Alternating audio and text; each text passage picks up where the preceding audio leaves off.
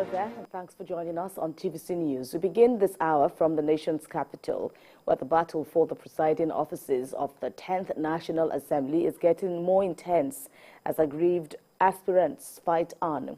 The 7th coalition of Speakership aspirants, known as the G7, have now met with the Greater Majority Caucus with a resolve to present a consensus candidate for the Speaker and Deputy Speaker positions. At the meeting in Abuja, the G7 aspirants restated their commitment to work with the Minority Caucus in a bid to present a common front. And in the midst of the discontent to the party's choice of candidates, Tajudeen, Abass and Benjamin Kalu have continued to receive a groundswell of support. National Assembly correspondent Jokia Disa reports. Like a bolt out of the blue, APC's choice of Tajudeen Abass as Speaker for the next House of Representatives jolted many. The zoning arrangement for the presiding offices of the two chambers obviously stirred controversy among aggrieved aspirants.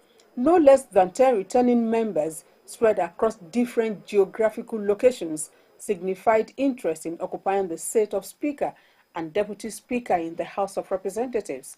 The current Deputy Speaker, Hamid Wasi, House Leader Halazana Dodogua, Chairman Appropriation Mukhtar Betara, Chairman Navy Yusuf Gagdi, Chairman Water Resources Sada Soli, Chairman Media and Public Affairs Benjamin Kalu, and Aminu Jaji from Zamfara lead the pack.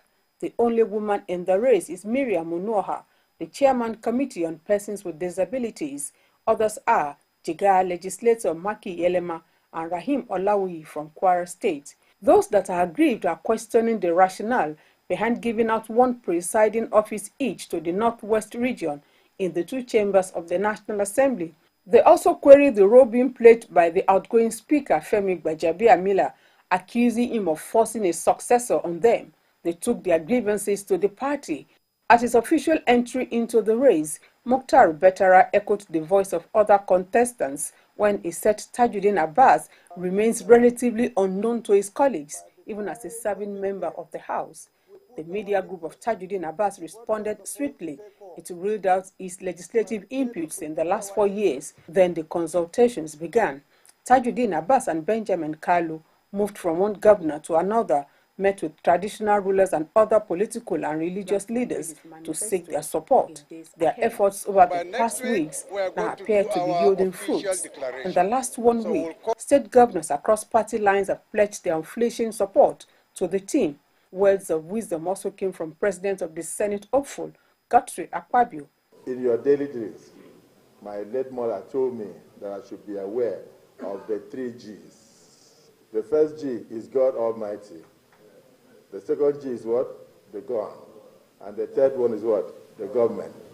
May you conduct your affairs mindful of the admonition of my late mother by respecting the 3 G's. And for the first time since the controversy began, Speaker Femi Gbajabiamila chose to respond to his critics. One of the reasons why the Northwest wanted vice president. The president-elect decided to go to the Northeast. So the least he could do was to compensate them with the speakership. Some of the leading aspirants, including the House Leader Halazana Dodogua, have also announced their withdrawal from the race. I am here to put on the record that not just from today, that right from day one, and after zoning, with all sense of morality, micro-zone it to the Northwest and micro-zone it to my brother.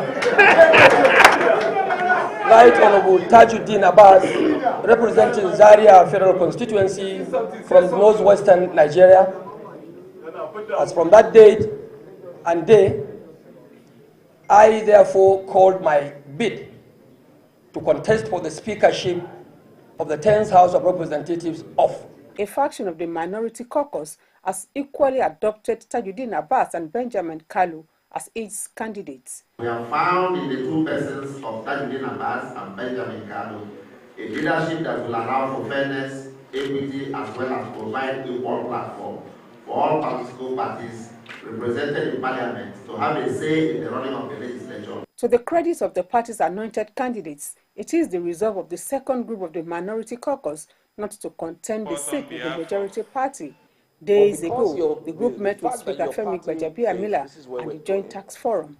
While it is yet to be categorical in its next line of action, the faction of minority caucus agreed on the need for consensus building in the overall interest of the institution. No member